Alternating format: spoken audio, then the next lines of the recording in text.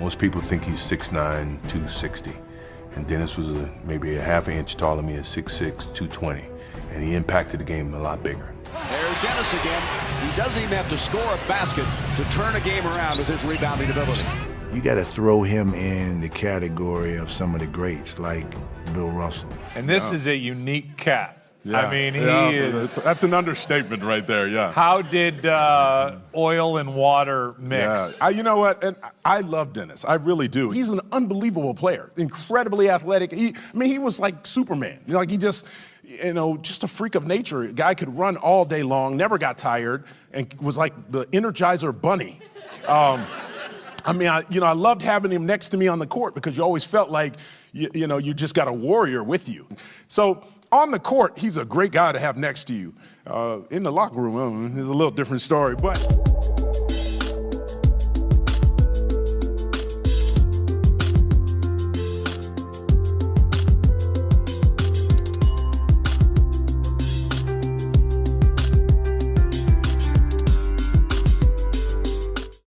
Let's start this one off by getting a couple things out of the way. Rodman was not a scorer. He couldn't really shoot the ball, and in only one season of his career did he average double-digit scoring. Although he could run the fast break, and if you weren't careful, he could dunk on you to finish the play. Rodman was also a liability from the free throw line. Before the hack-a-shack was a thing, people were hacking Rodman to send him to the free throw line late in games, as he shot an atrocious 58.4% from the free throw line over his career. Despite these flaws, anyone would love to have a prime Rodman on their team due to everything else he brought to the table. He was called the Freak for a reason. Rodman was a transcendent athlete. Phil Jackson described Dennis Rodman as the greatest athlete he's ever coached. Not Michael Jordan, Kobe Bryant, or Scottie Pippen. Dennis Rodman. It makes sense from the standpoint that Rodman was strong, quick, had incredible leaping ability, and had the stamina to run at 110% capacity all season long. What Rodman was known for more than anything else was his rebounding dominance. Just how dominant? Well, Dennis Rodman actually had a legitimate argument for the title of greatest rebounder in NBA history, or at the very least in recent NBA history. Standing at 6 foot 7 inches tall, pound for pound, inch for inch, he is easily the greatest rebounder of all time. He's ranked only 23rd all-time on the NBA rebounds list, but this has a lot to do with the fact that Rodman was only 25 years old when he was a rookie in the NBA, which is by far older than everyone else ahead of him on the list. If you happen to think Dennis Rodman's rebound numbers were inflated because of the era he played in, you might be surprised to find out it's actually the opposite. In the modern NBA, the pace of the game has quickened, which means that more shots are going up and more rebounds are up for grabs. In the 1996-97 season, the pace of the game was much slower and teams were averaging only 41.1 rebounds per game. That's the second fewest rebounds for a season in NBA history. Despite some of the fewest opportunities at rebounds in league history, Rodman still led the league in rebounds that season with an incredible 16.1 boards per game. Despite the faster pace in the modern era of basketball, no player since 1997 has averaged as many rebounds per game as Rodman did in the 96-97 season. The year that Rodman averaged 16.1 boards per game, Dikembe Mutombo was the runner-up, averaging almost a whole 5 rebounds less than Rodman that year. Also keep in mind that Mutombo was also 7 inches taller than Dennis Rodman, and yet he wasn't even close to him in rebounds.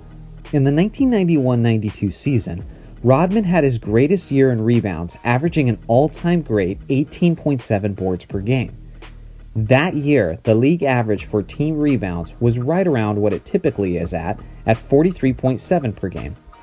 If you want to go back to a time in NBA history where players were averaging as many rebounds as Rodman, you would have to go back to the late 1970s and the 1960s. Players were exceeding Rodman's rebound numbers during that era, but that had a lot to do with the fact that the pace of the game was way quicker during that era, and players were also missing way more shots then, as it was the lowest field goal efficiency seasons in NBA history. During the 60s to the late 70s, teams were averaging between 51 and 73 rebounds per game. That's an insane statistical advantage compared to the team averages in the low 40s during Rodman's playing days.